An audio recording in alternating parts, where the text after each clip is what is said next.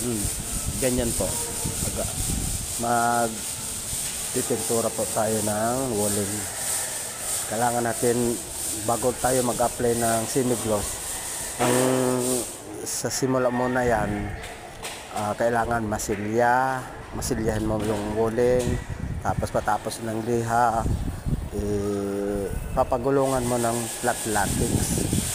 After ng flat latex, for finishing na pintura ang gagamitin na. Yan yung ginagamit ko ngayon. Yan ang tinatawag na semi-gloss. Kasi yung semi-gloss medyo maganda, hindi masyadong makintab.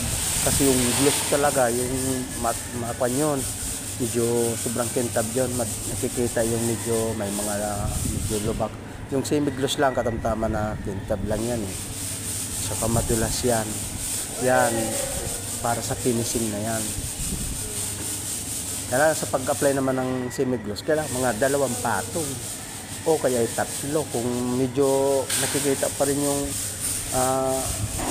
medyo maitim pa rin yung ina-applyan, maaari 3 patong, pero kalimitan yan 2 patong, double lang, ganyan.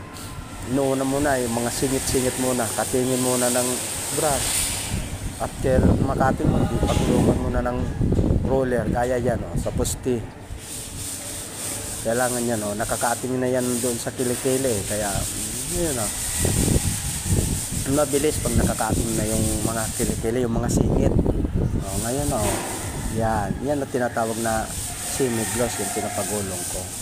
Maya pag natapos yan at medyo ilang minuto tuyo na yan, pwede mo nang patungan ulit para lalong makintab, saka maganda ng tingnan.